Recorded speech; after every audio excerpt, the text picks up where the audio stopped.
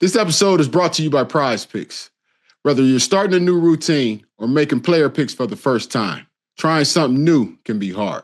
But in life and on PrizePicks, it always feels good to be right. With high-pressure playoff matchups every weekend and elite basketball hoops almost every night, the action never stops. PrizePicks lets you take control. The first round of the playoffs did not disappoint. We had some exciting games. Now, my eyes are on Seattle. Sam Darnold and JSN, more on that duo. And with the new feature alert, PrizePicks has early payouts. If your lineup gets off to a hot start, you may now have the option to cash out those winnings before the game even finishes. Find your community on PrizePicks. With the new social feature feed, you can share PrizePicks with your friends and copy lineups from winners with a single click. Copy lineups you like and use them as inspiration for your own picks. You can even follow PrizePicks partners like us and play or fade our picks with just one click. PrizePicks is simple to play. Just download PrizePicks app today and use the code DEBOJOE to get $50 in lineups after you play your first $5 lineup. That code is DEBOJOE to get $50 in lineups after you play your first $5 lineup. PrizePicks. It's good to be right. How you doing today, Joe? Let me tell you something, Deebo. Deebo, it's my time real quick.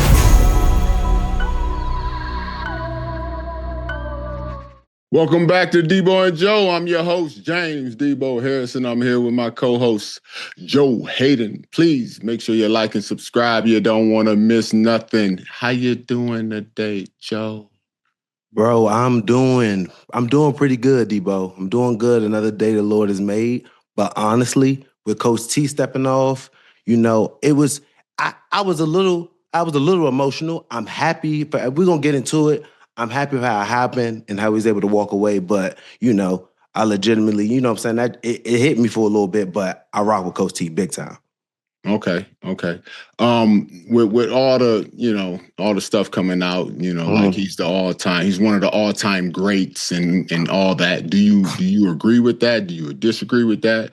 Hold up. Before you answer that though, I also want to know what's your measurement for all-time greatness. And that's what I have to tell you too. When we have the conversation of all-time greats, that's the same conversation I feel like I have when we talk about Hall of Fame. Like, is he in the Hall of Fame? There's different classes. Are we talking like Michael Jordan? You know what I'm saying? Kobe Bryant, LeBron James. Kyrie Irving is in that same Hall of Fame, but I feel like there might be a different class. So when we talk about the greatest coach of all time, I don't think Mike Tomlin might not go down as the greatest coach of all time. No, there's plenty of coaches. You can go with Bill Belichick. You can go with Chuck Noll. You can go with other coaches for sure that are in a different class that you could say that have done it in a way higher level. But when we talk about greatness, when we talk about Hall of Fame status, I don't like to bash Coach Tomlin and put another man down to raise another man up. So I would say when you say greatest of all time, I don't think so. You know what I'm saying? Hall of Fame is where I say, yes, he's in the Hall of Fame for sure. Like there's a room for the LeBron James and the Michael Jordans in the Hall of Fame, but still Kyrie Irving is a Hall of Fame player. And that's where I put it where like Bill Belichick, Mike Tomlin, you know what I'm saying? You can put greatness of other coaches that are better than him that I've seen before that have done it to the greatest level. But when you say, is Coach Tomlin a great coach? I can say, yes, he's a great coach. Maybe not the greatest of all time. There's plenty of other coaches you can pick, but I can put him in that class. I can put him in that room. So with me, I think he is a Hall of Fame coach. I think he's a great coach. He's one of the best coaches. He's the best NFL football coach that I've ever played for. So there's certain people that play for other coaches. But for me personally, I played for Eric Mangini. I played for Pat Shurmur. I played for Rob Chizensky, I played for Mike Pettin, and I played for Hugh Jackson. And then when I went to the Steelers, I played for Mike Tomlin. Out of my NFL career, I played 12 years in the league. I would like to call myself a great NFL player, a dude that comes in there and does his job at a very high level. My best coach ever by far was Mike Tomlin. I never went into a game ill-prepared. I felt like when I was there, he gave us the keys to victory. He let us know the winning edge. I never had a winning edge meeting with the head coach before where you would go and meet with just the DBs and a couple of the outside linebackers and get the breakdown of why we're running these plays, why we're doing these certain schemes and what to expect. So in my position, Coach Tomlin, great coach, great leader of men, great rah-rah, his team meetings, the way that he did that stuff. 19 years, 13 playoff appearances, 7 AFC championships, and a Super Bowl, and went to 2. That's nothing to shun on or shy about or take lightly. So I like the way that he was able to, I think at the same time, two things could be right. I think his time was up in Pittsburgh. For sure. You know what I'm saying? Like the last couple of years, he just hasn't been able to do it. So him being able to read the room, not get kicked out of the room. You want to be desired and not be put up with. So when you're in the stadiums and you start hearing the boos, Coach Tomlin's not stupid. He's not blind or deaf. When he's been hearing the rumblings for years of all these 800 seasons aren't good enough for us. This isn't going to be good enough. So him to go in there and keep it where TJ Watt, I don't think Highsmith, I don't think dudes really knew that he was probably about to leave, but to go in there, keep it going, still make the playoffs, and then once the season was over and he hasn't been doing as well as he should have been doing, he gracefully bowed out. Told him, like, Rooney, I'm ready to step off. I'm ready to go. Like, this isn't really what's going on for me. So I think it was his time to go. I love the way he was an adult, read the room, didn't have to either force his way to come back next year and do all of that stuff. I think Coach T liked to be in there, loves feeling wanted, likes when you come in the stadium knowing they're cheering for you, they're rooting for you, but the back end of the fans and hearing what was going on, and 7 straight years of them not winning any playoff games. That's real live. That's happening on the football field. So him taking some accountability for that too is legit. But for me, I think he is a great coach, but there's levels to greatness. And I can say how other people could think there's other great coaches, but in my eyes and from my perspective of knowing how to go into the games, what he gave me when I was there, I love that man. And yeah, so that's what it is with me. Okay, so you're not saying one of the greatest to ever do it, right? No. Okay, all right, that's all right. I'm cool with you on that. Now, great. I'm not gonna say I can agree with you on that. And okay. The reason I can't agree with you on that is because I feel that just looking at what I'm seeing right now from guys saying, Coach Tomlin is the greatest coach to ever do it, one of the greatest to ever do it. He's a leader of men, blah, blah, blah, all this stuff. I will agree with them. He is a leader of men. But to be a good coach, you have to be a leader of men. The guys have to respect you. They have to know that what you're talking about, that the decisions that you make, like you said, going into the game, it works, it pans out. You're able to do it. You got to buy into it, okay? But the major reason I feel a lot of guys is saying he's a great coach is because Coach T is a all-time great motivator, dude. Yes. He is a all-time great motivator. He has the gift of gab. That's Coach T, okay? And he's great at getting guys to, feel good about themselves, boost their confidence. He hitting them with the Tomlinisms and all that. It's a 5-star matchup because we in it. Standard is the standard. Don't blink. If you blink, peel your eyelids off. Go on and on. Yeah. And players like they're taking that motivation and the leader of men and they're calling it greatness. You can be a leader of men and not be a great motivator. Some people don't have the gift of gab, Joe. You and I know we're in the game. We're sitting there before the game and we're about to go out. Yeah. And the coach says, "Hey, so-and-so, get up and do the pregame before we walk out." And the first thing you say to yourself is, "Oh, hell no, not him." Not him. It's not that he is not a leader of men. 9 times out of 10, he got that C on his chest. But his motivation game is trash. Yeah. Okay. Yeah. And to me, a great coach, dude, has an added dynamic to it, and that's mentor. And I'm not talking about personal and emotional, because that's what I'm hearing from a lot of guys. I'm talking about you learned enough from this person that they took your teachings, your guidance, and went on to become a version of you, i.e., a coaching tree. Okay? It's been almost 20 years, and Mike T don't have a coaching tree. Why is that, Joe? I don't know. You got no answer.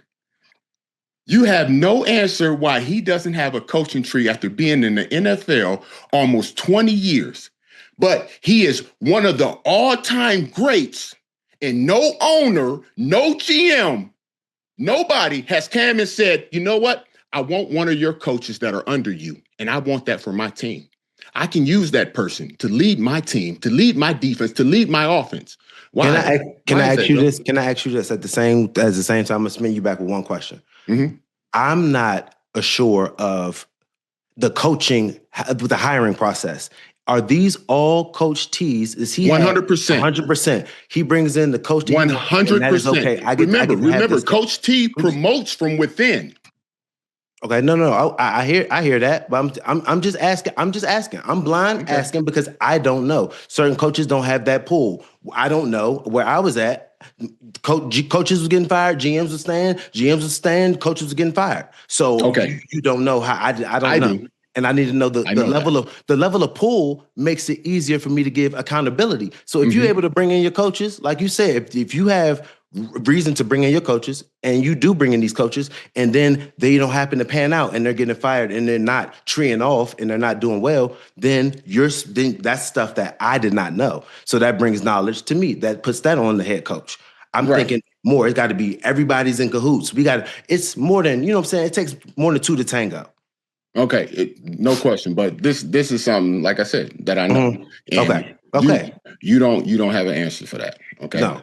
So with that said, let's give the people a little insight because they say I'm hating. That's been the story since they released James in 2017. Was James is hating on Coach T. Okay, Joe. So this is what we go do, Joe. We go give these people that are here. I wanted to call them something else, but I'm not.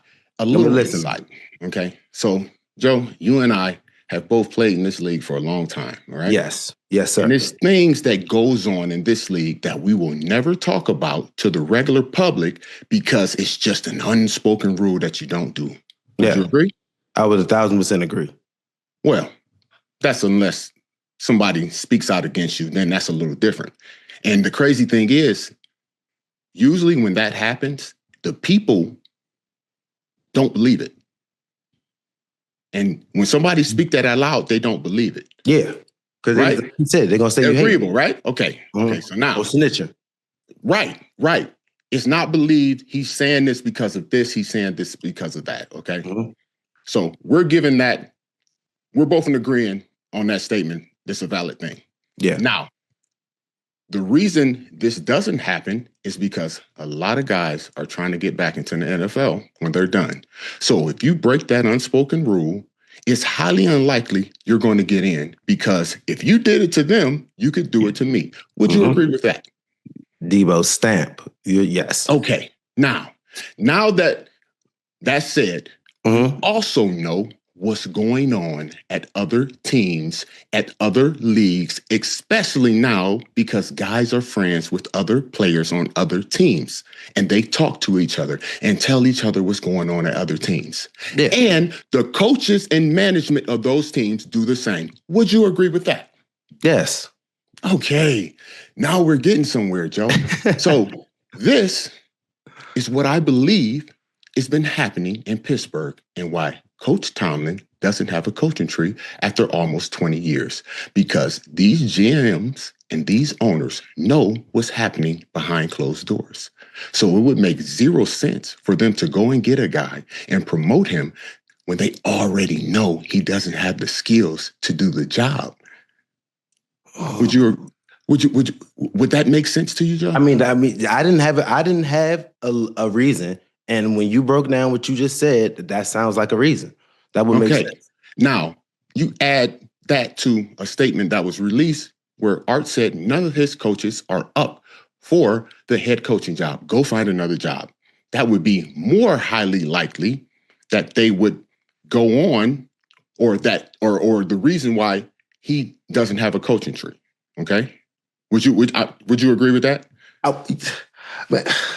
I would say he might look if he don't have a coaching tree. Like I said, he was bad at hiring coaches. The dudes that he thought were going to be good, the thing were not good. You know what I'm saying? Like I could say that. You could say that he made a mistake in hiring coaches. Yes, I could say that. I could say that. If he was accountable for hiring these offensive coordinators that haven't been really doing too well, then I would say yes. Right. and or the defensive coordinator. But yes. So at some point we had almost 6, 7, 8 openings, and not one of these other coaches were mentioned for the head job, except for what's his name, the OC. But he already had a head job, so he's not considered to be a tree that would come from Tomlin anyway. Okay. Fuck his name. You know what I'm talking about, the OC. All right. So now they go with he did so much with so little, right? Yes, he's did so much with so little, and I give him credit for that. You know that? I give him credit for, because that's what a good coach does, okay? Yes. But I also have to take credit away because he's been there 19 years, and he's 100% responsible for that roster. I got my things in. That's what's going on. Okay? And like the Ravens owner said, he said, I'm gonna give him say but no power. That was how he operated. He gonna give you say, but at the end of the day, he's gonna have the power to make the pick or decision of the player that he wants. Okay. And honestly, I don't have a problem with that because I'm the head coach. Yeah. I'm the one that's gonna get fired if this go wrong. Okay. So who's when we just right before Omar, it was my man Kevin Colbert. So you telling me now that they were working together, but Coach T had the final say? I would say sometime between 13 to 15, Coach T got say of what it was he wanted to do, who he would be able to pick when it came down to a decision of who has the say. Okay. This is good knowledge for me, Deebo. Now go back to that. Now go back to that. Okay. So we ain't won a playoff game since 15, 16, right? And that's on him. He's done a horrible job in the draft process, a horrible job. If you go back to 2015 to now, we have only given 2 players in those first 2 rounds long-term extensions, okay? TJ and Freiermuth, 2 out of 15. That is 100% him.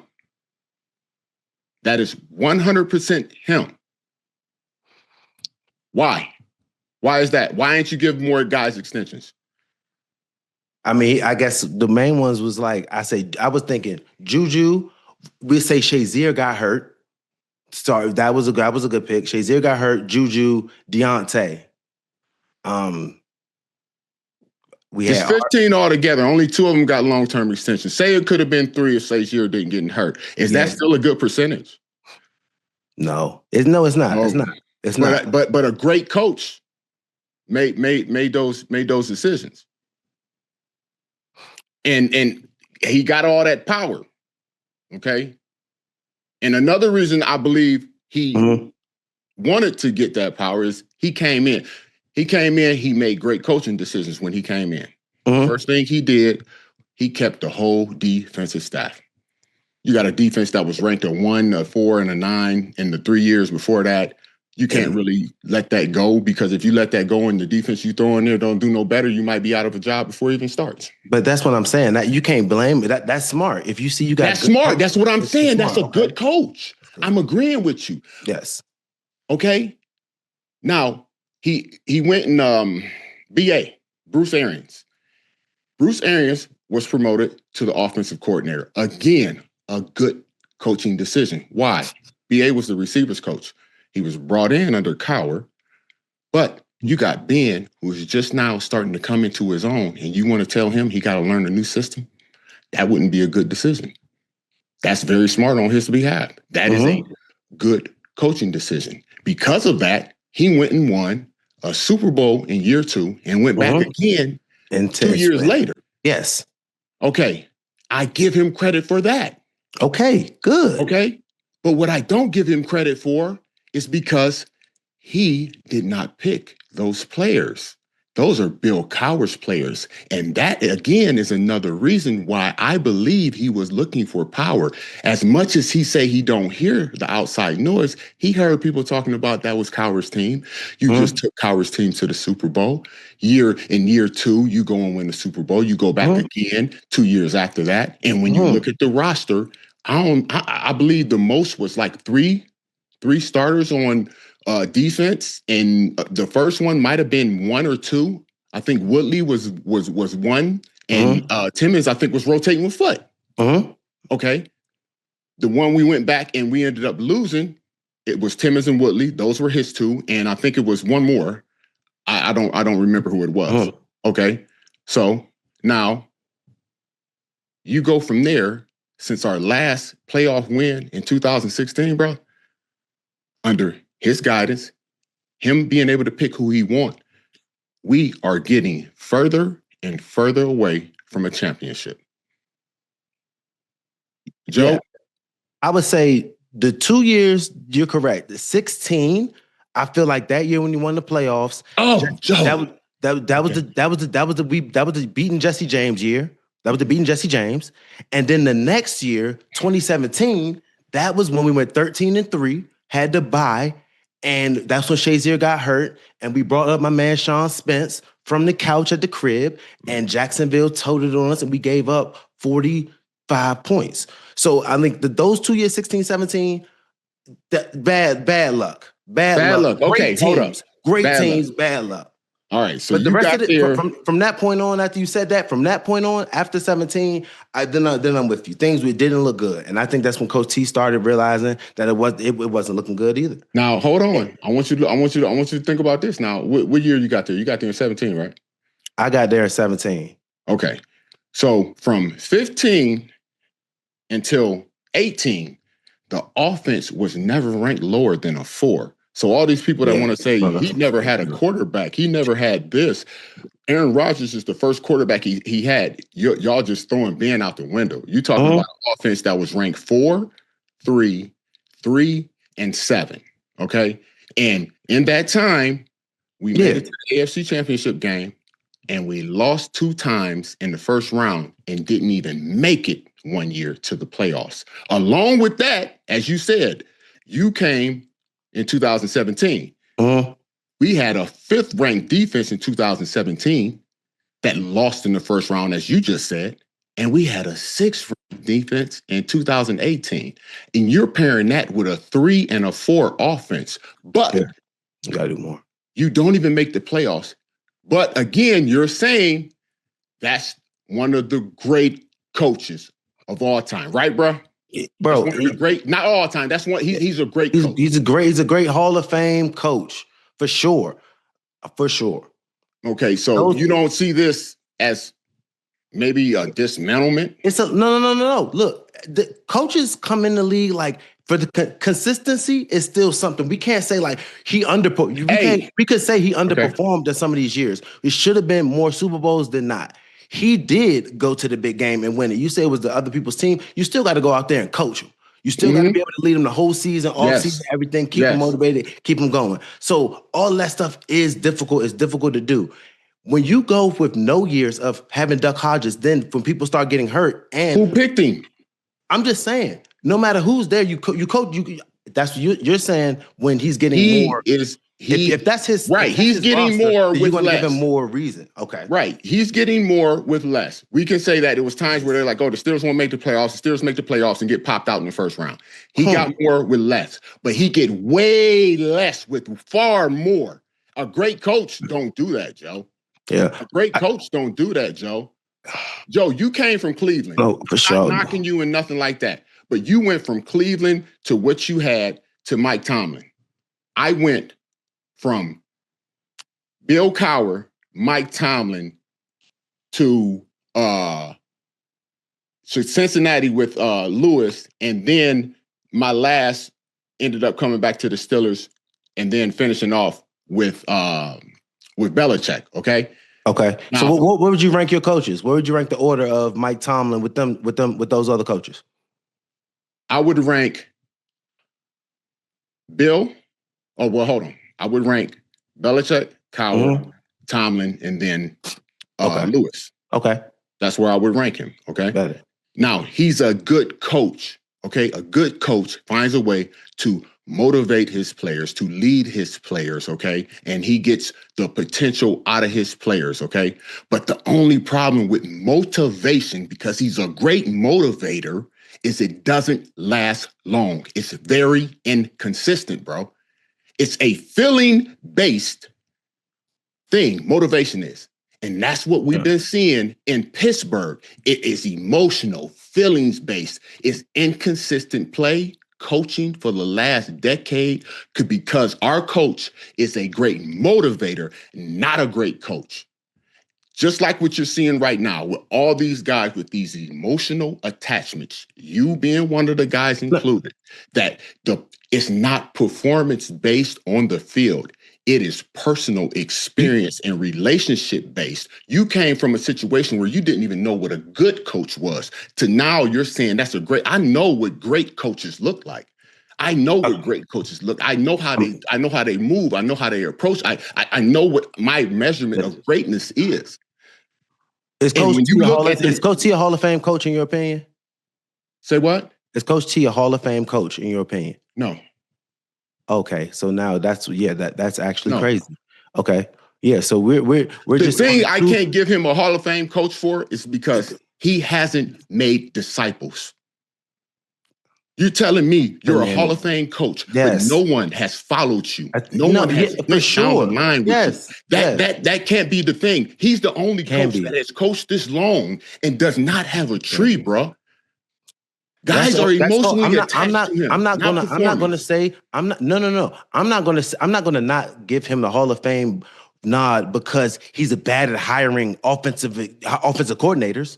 When I talk to and you think that is a thing that he's bad at doing, or do you think that is a thing that he purposely does to keep position and power? No. I don't think he self-sabotages. That's crazy. I'm not saying you self-sabotage. If you're hiring other coaches that aren't good enough because you think they're going to take the spotlight out of you. That's self-sabotage. Is it enough spotlight? Is it enough spotlight? No, is that what you were saying? Listen, Joe. Is it enough spotlight to go around? You got to realize a lot of coaches, when they get this head coach thing, it's a lot of ego that go with that. Okay? Now, a great coach, dude, like the measurement of greatness, like it's not based on personal experiences and relationship you had with them. It is purely on what you did as a coach. Did you get championships? What about wins and losses? Did you build disciples? Yes, wins and losses is great, but those wins and losses have to add up to championships, brother. He has a ship. Okay, so I'm the greatest of all time as a linebacker because I got 2 Super Bowls. No. This is what I'm saying. That's what you're saying. No. But why not? He went to the playoffs 13 times out of his 19 seasons. He won the AFC Championship 7 times. How many times did he win? He won it once, but we're not saying that he's the greatest. No. How many playoff games did he win? Because when you look at the greats, the measurement of greatness for all-time greats, like everybody is saying right now, nobody has a negative postseason record. And I can go back. Like you go back to George Halas, 6-3. You go back to Don Shula, 19-17. It's still better than what he had. Like even Paul Brown, 9-8. Bill Belichick, 31-13, bro. Andy Reid, 28-17. Like, you want to hear some Hall of Fame? What's Tomlin's playoff record? We have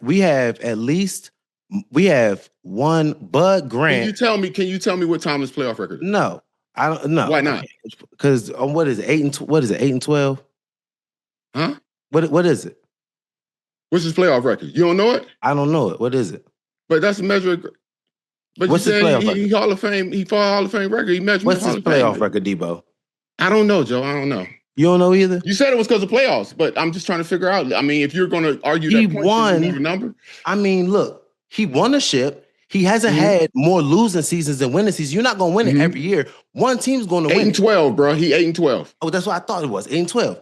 One team's going to win it. So him being able to be into the dance, like why? Okay, so a Hall of Fame, listen, Joe. So a Hall of Fame coach should be making history for maybe having the longest losing streak in playoff history since it began. You're tied with Marvin Lewis as the longest head coach to NFL history. You're tied as the longest losing streak, 7 games straight. That's a great coach. That's definitely not. It's not a good stat, but you got to put the good with the bad. you can't just take away all of the stuff we said before when he first got out there. You just said Hall of Fame was because of playoffs. Which one is it, Joe? He's a Hall of Fame coach. Because of what? Because we went 19 seasons with 0 losing records. That doesn't happen. That's just not easy. When you just overshadow that. You know what I'm saying? 13, he did go to the playoffs 13 times. He did go to the Super Bowl 2 times. He did so win. You're good with 8-8. I mean, you've been in Cleveland. His record is better than 8-8. His record is 190. He's won 192. This is the measurement of a Pittsburgh Steeler. He's 192 and 114. So he's better than 8-8. His overall record is better than 8-8, and he's won a Super Bowl. So I understand. So as long as you have an overall better record. Time. Well, I'm still not saying it's not his time to go. Like, his time is good right now. I'm not saying it's not his time to go. I'm talking about great. Yes. What's his Hall of Fame qualification for you? I just was giving it to you. I'm going to keep. You want me to keep saying the same thing over and over again? You said playoff record. Then you said I said he went to the. He was a coach 19 years, right? Okay. 13 playoff appearances, 7 AFC championships, 2 Super Bowl appearances, 1 Super Bowl victory. Okay. So anybody that wins a Super Bowl should be a great coach. Whoever keeps this long longevity of consistency of winning, keeping a team in the fight, you got to have a dog in the fight. So you got to have 19 years, and you got to have no. You don't have to have 19 years. You don't have to have 19 years. He could have done better. He could have done more than this. But that's what I'm still saying. At the same time, that's why he's not the greatest coach of all time. But he's a damn sure great coach that deserves to be in the Hall of Fame. That's all I'm saying. Okay. So again, for me, what I'm seeing, what is being said out here is the emotional attachments these guys have to Mike Tomlin. And for me, I didn't have that emotional attachment with him. I can respect that you didn't have the emotional attachment. If I had stopped playing maybe in 2012, I might be one of those guys that was saying the same thing, okay? You know why, Deebo? Because then we speak this too. It's a relationship thing. You and Coach Tomlin have years with each other that at the same one time, when you were balling, hooping, everything, then another relationship where you felt like you was probably done dirty, did you wrong, said some things, lied, you know what I'm saying? So you have a whole different thing going on where, you know what I'm saying? How can people then? That's why you can sit there and say that it's that type of way. Me too, at the same way. When I wanted to redo my deal, we talking about, oh yeah, Joe, you're gonna finish your career here, and then all of a sudden it went crickets. I could feel some type of way. Like Coach No. See, it's totally different. You're saying that, oh, you thought you were gonna finish your career there, and da. See, when what that gives me is I have clarity because our relationship was business. It was just that. It was business. Yeah. Okay, so. How the saying go, Joe? I lie for you before I lie to you. Yeah. Right? The number one thing I was taught by my parents is you never lie to me, because if you lie to me, I can't help you. And then I can't trust you. Okay. The first time I know he lied to me was 2010, but that wasn't the biggest thing because I didn't have that relationship with him that I understood. It was no obligation for him to tell me the truth. But the big thing was the first time I know he lied on me. And that was 2013. Okay?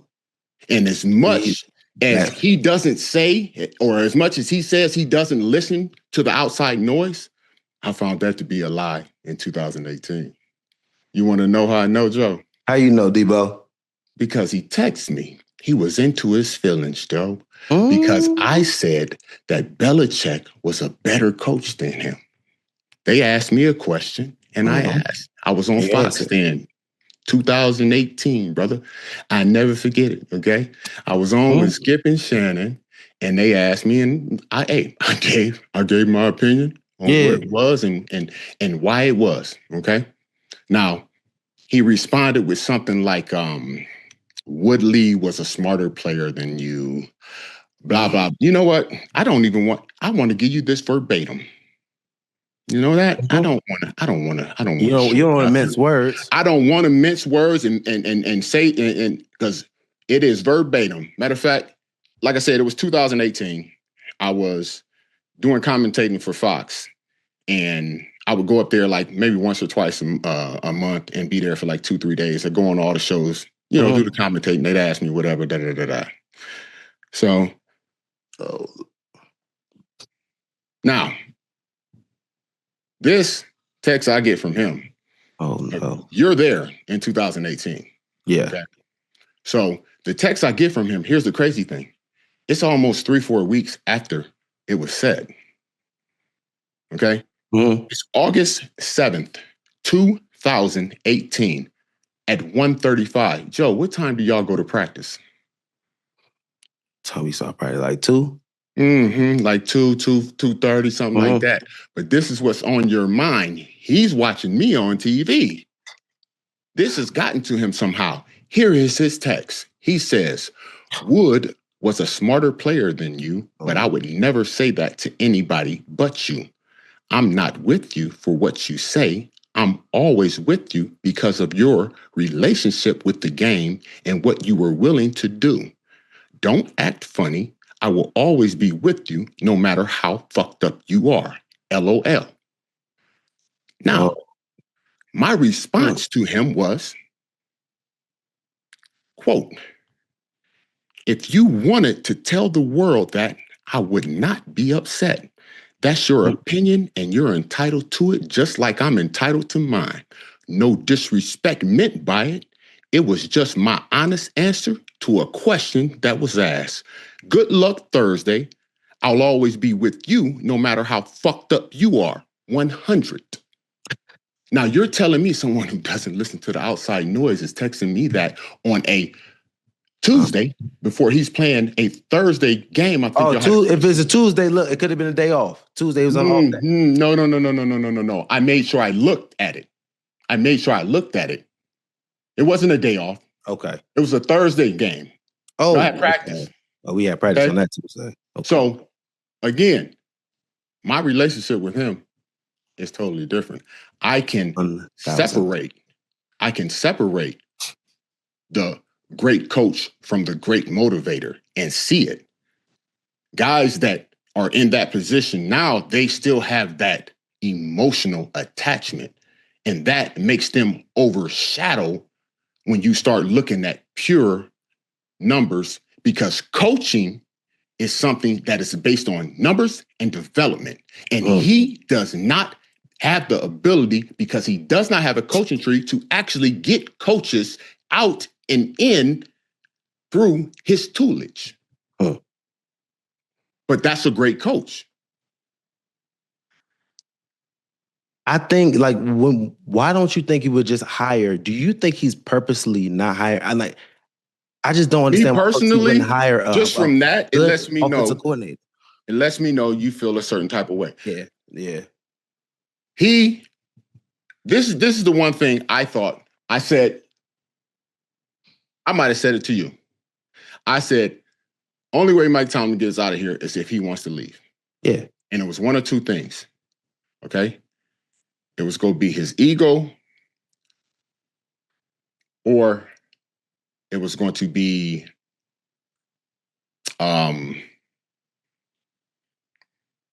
his pride. It was going to be his ego or his pride. Oh, why he left? Why he would leave or stay. Okay. His pride is the part that would make him leave. He wouldn't be able to take the outside noise he doesn't listen to or says he doesn't hear. His ego would make him stay, because I don't care what they say. I'm staying. I'll leave when I want to leave. And I think maybe the pride spoke a little loud. Deebo, I just say one thing, man. The fact that you can speak on, like you said, the emotional part, and people get really in their feelings and get emotionally attached to Coach T. Because, like you said, he is a great speaker. He is a great, when they say leader of men, when I can only know from where I came from.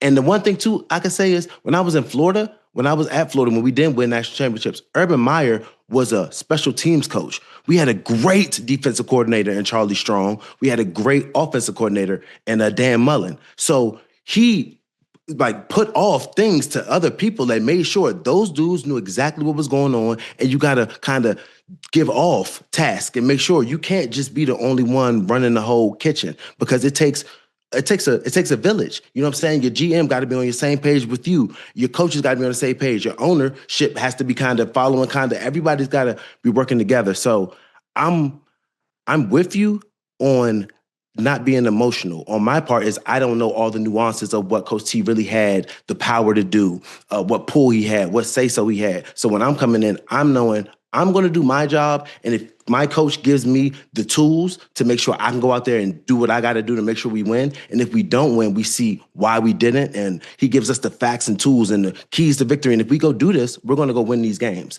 every week. You know what I'm saying? I never went in there ill-prepared. So I hear what you're saying too with a great coach. If you're really going to do it, and this is kind of bringing it to me where if you're going to be a great head coach, you got to have the GM right. You got to make sure your offense coordinator, you got to be able to set people up and put them in positions to where now that's kind of how you build a tree, how Belichick and how these dudes have dudes that are disciples of them because they kind of taught them, put them in positions, and they kind of got it.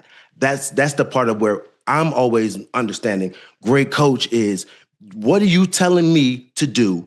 Are you making sure I know exactly what to do and when I need to do it to go win? And then coaching me up to like, not just bad tape is bad tape. Eye in the sky don't lie. Being accountable for everybody, like showing the stuff, I was with that. So I can, on that part is where I say great coach. On the other part is where like, there's a whole lot more where if you and the GM aren't on the same page, if you're actually the one bringing in the talent, if you're bringing in these quarterbacks, signing these guys, drafting these people, then the buck really does have to stop on you if everything's not performing, if you're not getting the best out the people that you hand selected. So I'm with you 1,000%, Deebo. You kind of giving me a lot of more knowledge where, like, I as coaching, leader of men, making sure I knew what I was doing. Great coach. As far as bringing in talent, doing other stuff. That's what I'm trying to say, Joe. You're saying great coach, leader of men, telling me what I'm supposed to do. That's a good coach to me. A great coach gets you beyond what your actual level of play is. Like Dick LeBeau.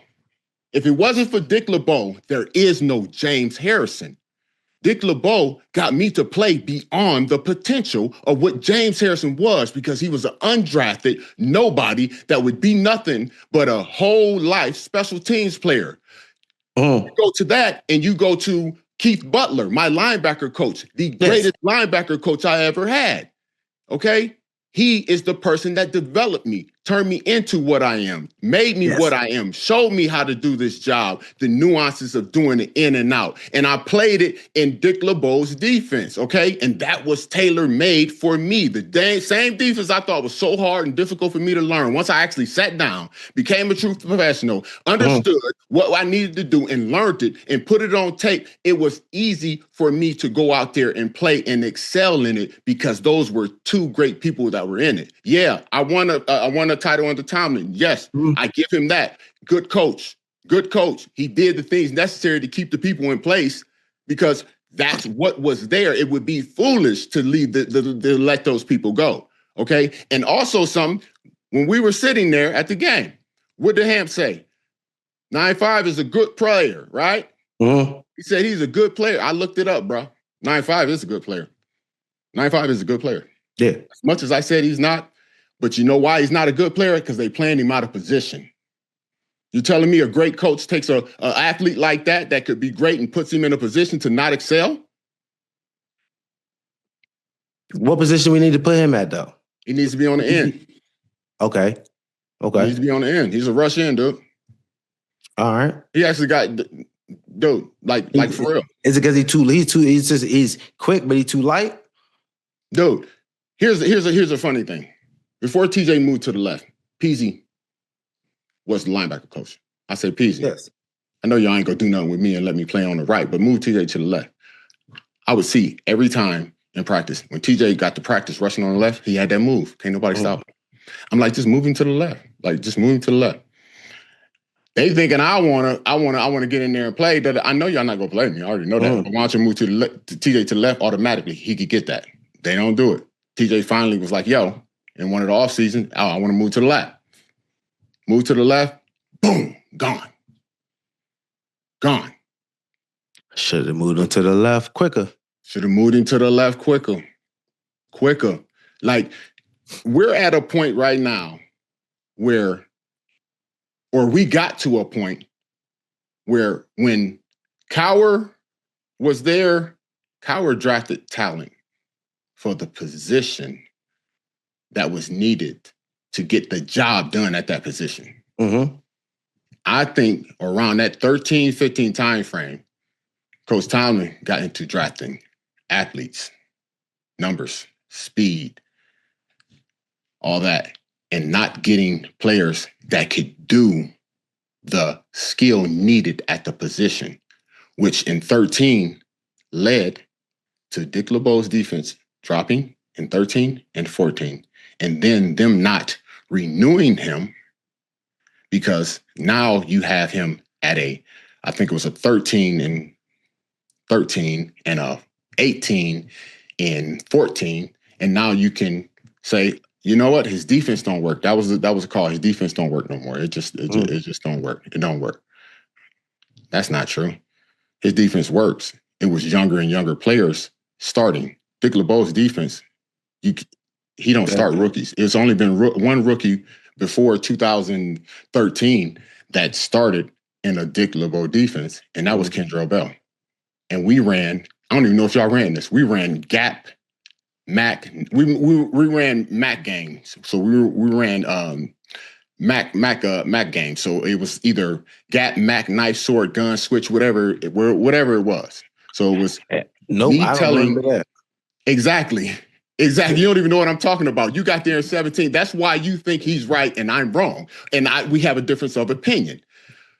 That told the Mac backer to hit gaps A through D over here or A through D over here. Why? Because I don't want him thinking I need to get him to where he knows where he's going, because in that defense, you didn't play in the pure Dick LeBeau fire zone defense. When I got there in 14, I was like, yo, why were we changing this? When I unretired and came back, I'm like, some things done changed. And it's like, yo, we had to change some things so players didn't have to think so much and they could be able to play now. When you do that in the Dick LeBeau defense and you take that away, what happens? Dumbing it down. Yes, you're dumbing it down and you take away 2 or 3 other defenses that look the same as that one defense, but it's doing something totally different. And that's why when rookie quarterbacks see a Dick LeBeau defense, a true Dick LeBeau defense, they are talking about they're seeing ghosts. Why? Because you're looking at the same thing, the same lineup, the same look, and it's 4 different ways those people can come. But now you had to take that one out.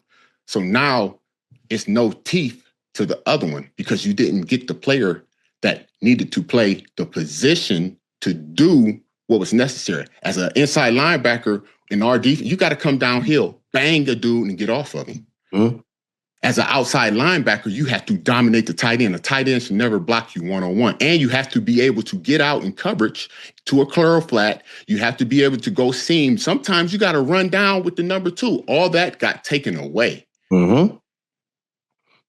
So you see what I'm saying? Like, no, I see what you're saying. I have different parameter than you, Dove. But like my perspective and your perspective are 2 different things, dude.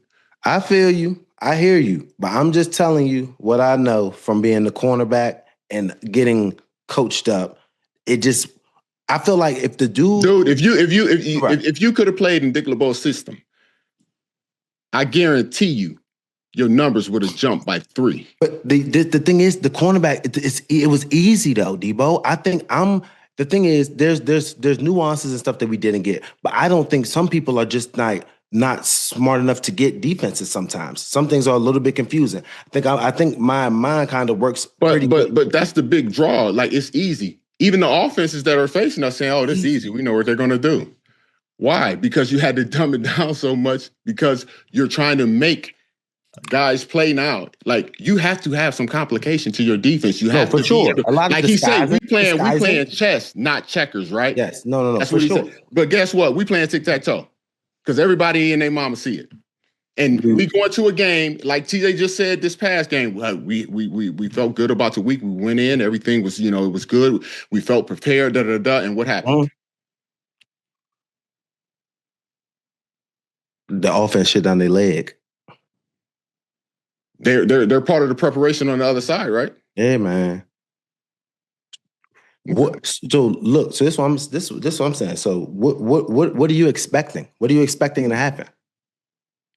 I'm expecting a great head coach to put people in position to get coaches that can actually. How many coaches did you learn anything from at the Steelers when you were there in your tenure?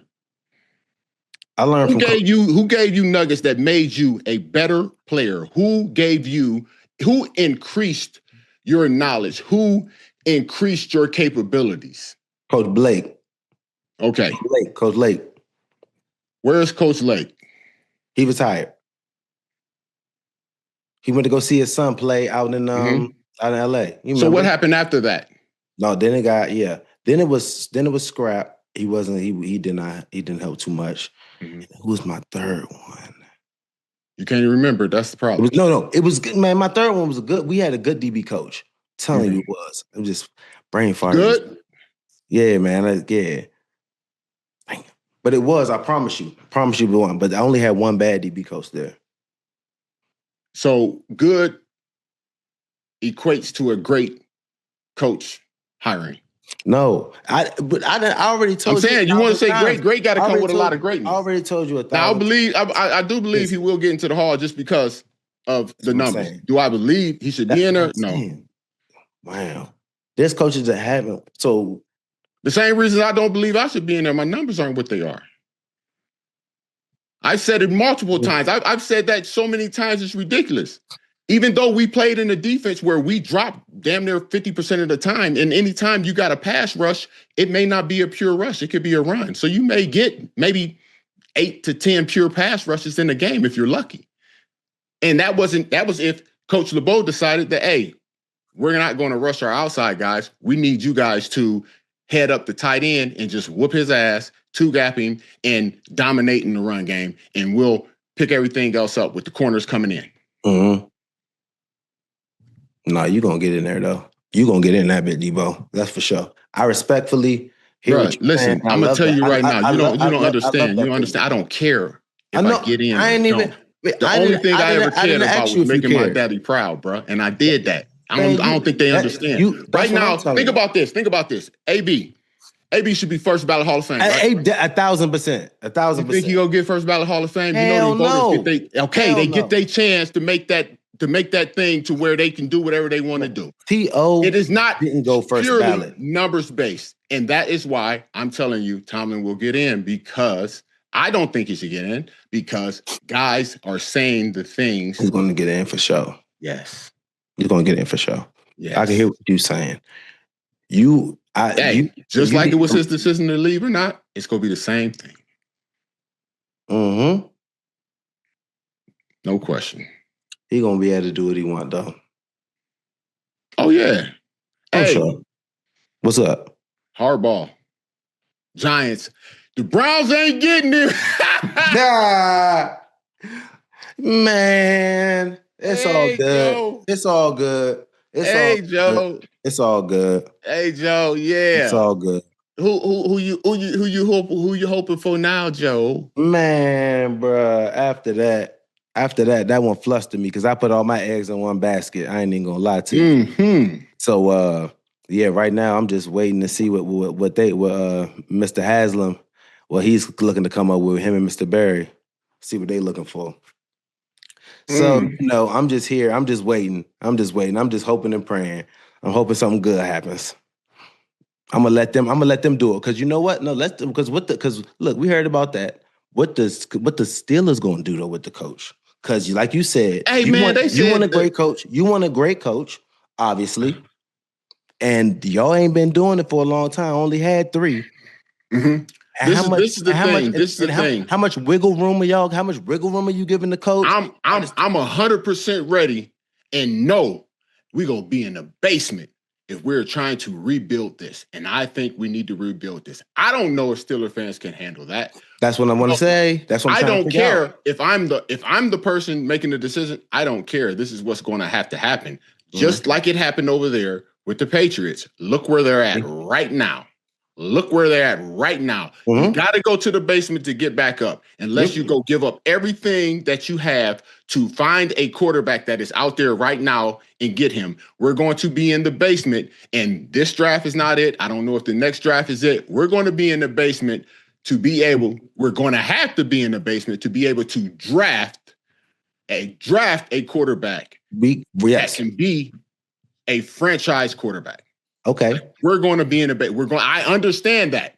And we're going to have to draft far better than we have been doing the last 10, 15 years.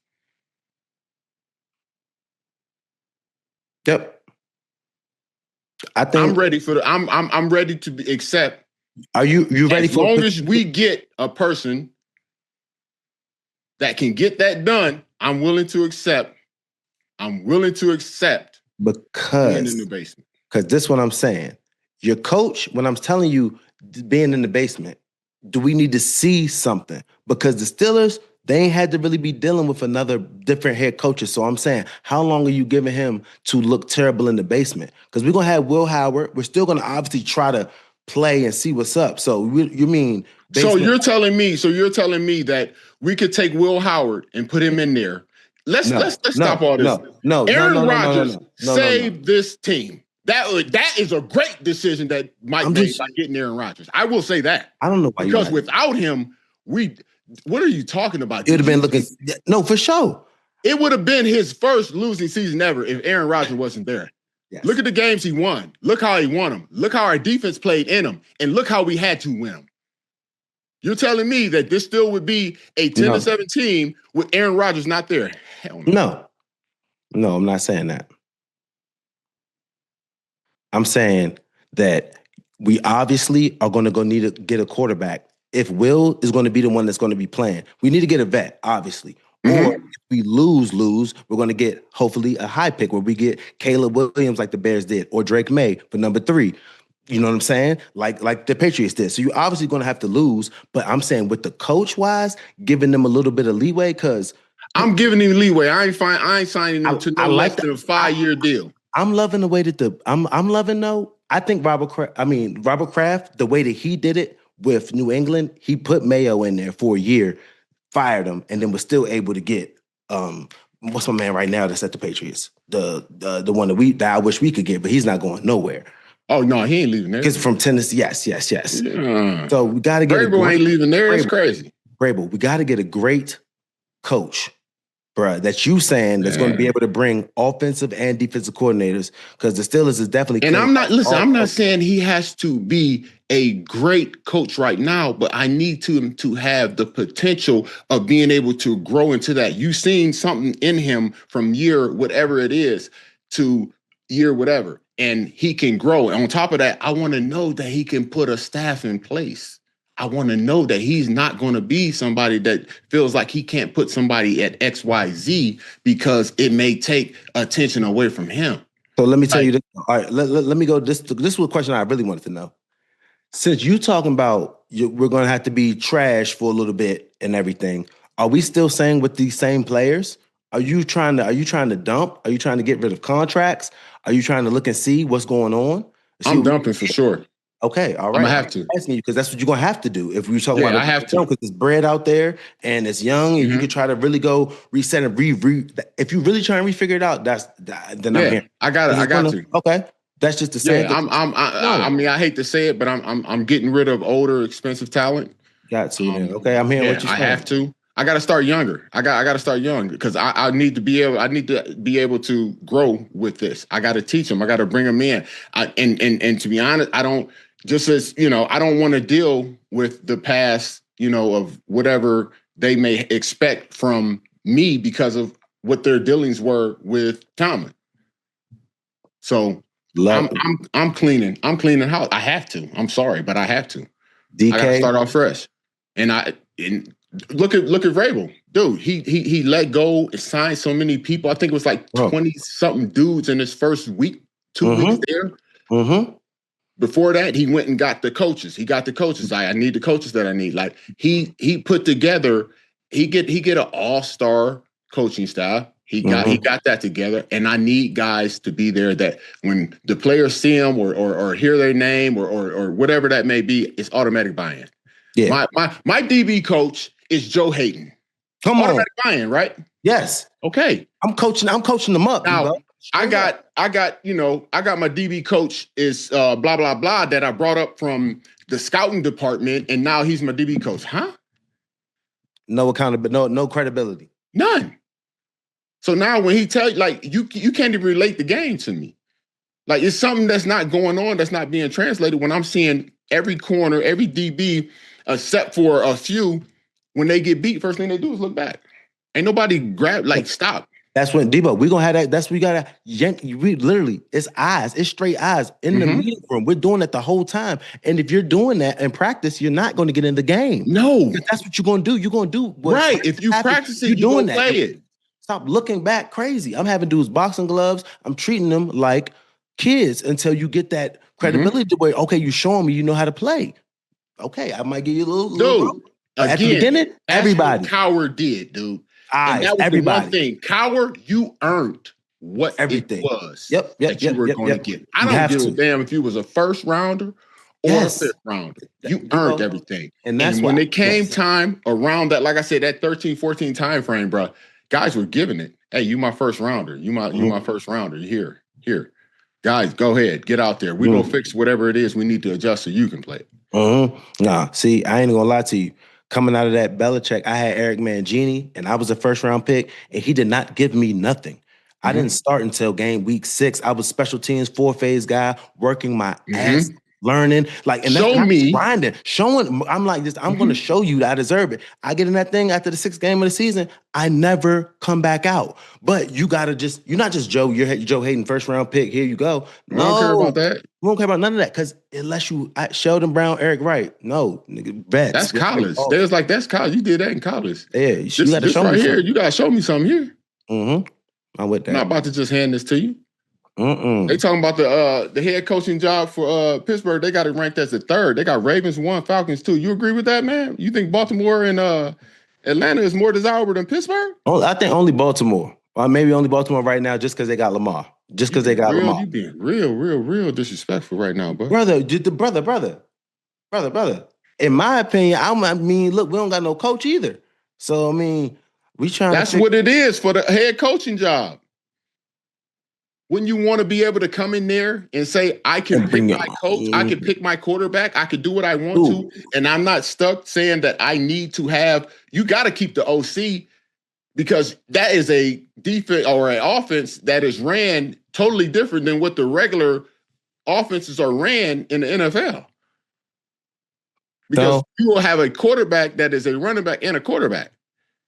Now you're cutting yourself down to have to pick a backup that is something like him or exactly like him. Man, I'm not turning down. I mean, Lamar is still Lamar Jackson, and if you think I understand you come with it, and if that's your type of offense, that you know what I'm saying, you are the type of offense that runs that. You are the type of head coach that likes the RPOs, that likes to do that, and you're a big defensive guy too. So I think there could be a fit where that coach could be like, "Hey, I do have Lamar Jackson, but at the same time, I'm with you too at Pittsburgh, where I can pick whatever quarterback I do want. We don't really have one there. Like, go talk to him. What leadership role? What ability do I have to bring in whoever I want?" Okay, but I'm still thinking the Steelers job is number one. You going Steelers first? I don't agree with that. I'm going Steelers first. I gotta put in my request for an interview and all that. So when I do that and everything, I'll let you know how the process goes. Please do, bro. I'm trying to tell you. Like I said, listen, I'm gonna make my job so easy, man. I'm going to hire the coldest position coaches and coordinators around. I want to make my job as easy as possible as a head coach. I do not care who gets the credit because at the end, I'm going to get the credit because I hired them and put them where they at. For sure. Okay? For sure. Right? Deebo, you understand? Listen, I do not want teachers. I want professors of the game. You understand what I'm saying? At their position. That. Yes. Okay? Yes. I'm sorry. I'm not promoting from within. That's go look. No. Unless you done showed me something. I'm going to go pluck somebody from the best team. I'm going to pluck them out the sky. You come on over here. Thank you. You come on over here. Dude. Hey, what you feel about a college? What do you think about a college? What about that college football coach, bro? Indiana. Notre Dame. No, I'm talking about Indiana, too. Indiana? The Indiana dude now nice, too. He from PA. And he from PA. Yeah, hey. But you ain't gonna be able to get him to leave. He already said he ain't leaving, and that he sound like he a man of his word right now. Man, you know what I'm saying? He sound like he a person that has a conviction. I hope he so. do what he say he go do. He makes his players hold his players accountable. I tell you one thing, and that's what I'm talking about. He look like he's not bull. I like him. Hey, listen, we go give it a shot. This could be one of those chances where we go ahead, talk to him, do what you got to do to get him to at least come on through, do an interview. You be at home, listen. You could be the next 25, 30-year coach here. I like what he's doing over there in Indiana now. I love what he's doing over there. I like what he's doing over there. Like, he came from the basement too. He gonna make everybody earn it. That's why he make them earn it. Yep. That's why he make them earn it. Look here, man. We got a playoff game too. We got the Bears over there. With the Rams, the playoff game, bro, they said this is supposed to be the coldest game in recent history, Joe. Hey, we got a video, man. Look at the blizzard conditions right now in Lake Michigan, baby. See, that's what I'm telling you. I'm leaning Chicago. Hey, boy, and my man Matthew Stafford hurt his little finger too. It's gonna be cold. His finger's gonna be tingling. Bro, they are not looking good in cold weather, dude. You talking about what they say, 0 to -10 wind chill, something like that? Let me check. Man, bro, that 0 to -10. I'm cold. 20 mile an hour gusts. And they said the Rams ain't played a game below 50 all season. 1-8. 54% completion for Stafford. 1-8 record. 14 touchdowns, 11 interceptions, brother. Dang. Yeah, man. That's why I look. And it's colder. It looks freezing out there. And my man hit his pointer finger of his throwing hand. It's going to be that might help him because this is going to be numb. Man, Deebo, you need all the feelings you can get. I'm not rocking with that. Hey, man, what's the coldest weather game you ever played in? I know what mine is. I think it was against y'all. Man, I know I played in Cleveland at like -3. Bruh, it was the game, I want to say it was like 2008 or something in Cleveland, bruh. It was like wind, hail, snow, just freezing off the lake, bruh. And everybody out there, they talking about, man, it's so cold, man. It's cold, it's this, it's that, man. And I'm like, man, y'all shut up. You niggas like pussies around here.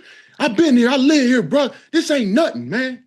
Bruh, when I say I stepped out that tunnel, and the tinglies, it felt like real life needles. Yes. Sticking through my arm, bro. We had you get fined $1,000. You wear sleeves. Yeah, wear sleeves.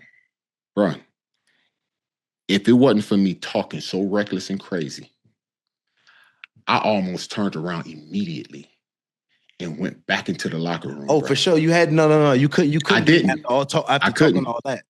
I couldn't, bro. That is the only game. We lost. We lost, y'all. We lost, bro. Yeah, I did not give a fiddle faddle. I wanted to get off that field because even at halftime, bro, you know how you get in there at halftime? Yeah. And when you're hot, you feel the heat coming off your body. I felt the ice rising. I felt cold, like I was in a freezer from the coldness rising off my body. Yeah. Yeah, that's that weather. It's no joke. I can't stand the cold. So we just be out there, but you better get a 3 and out so I can get over to that heated bench. Please. Dude, listen, bro. We was going over there on timeouts. Yo, no, for sure. 30-second timeouts, Joe. I ain't never did that day in my life, bro. I'm waiting, bro. I'm looking at, bro, Deebo. I was doing that the whole time, looking at the ref, waiting for him to blow the whistle. As soon as you come out there, hey, we got TV or not? We got TV. I ain't about to leave this seat. We got TV or not? We rolling or what we got? We this or that? The man on the field with the gloves or not? Yes. If you on the field with the gloves, I'm on the sideline. Yeah. Watch them orange gloves right there, Joe. Yes. Man, we got to get to this, man. It's 12:10, man. Oh, man. You know what time it is? Player Fade presented by PrizePicks.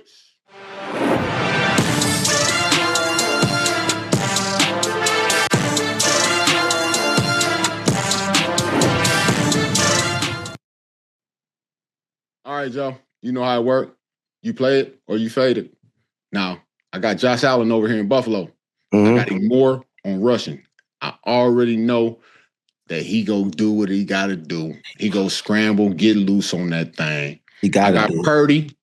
He go throw a pick. That's just what he do, man. He a gunslinger. And on top of that, like last week when the tight end didn't relate and come down on that route, I think he go have some issues where where that may happen. CJ, I'm gonna say he go have more on rushing. The reason I say he's gonna have more on rushing is I believe they probably told him you cannot turn the ball over. If you don't do anything else, take off. Not turn the ball. You take off. Do not turn the ball over.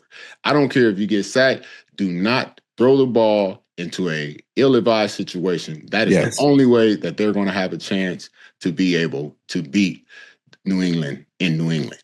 Now, in the other one, we just talked about that. Oh, that is obvious. Less. That is obvious. Less.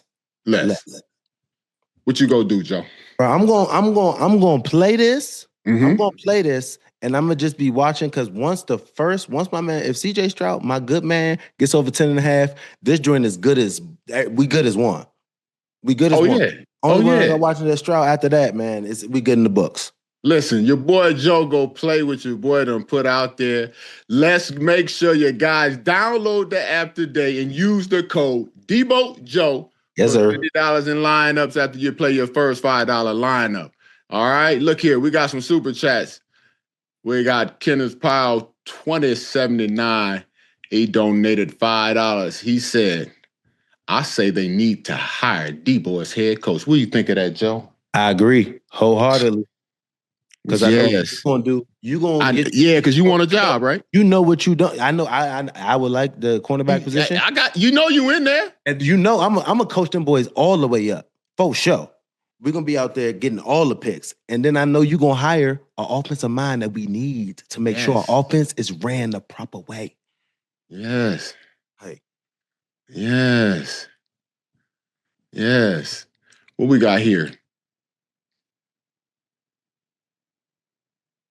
What is that? Because the Roonies don't what? Let me see if it's on here. Stilson, 14, donated $10, said, Tomlin got a chance to be in the great coach conversation because the Roonies don't fire coaches. Any other owner, and he'd been gone by 2020. What do you think of that, Joe?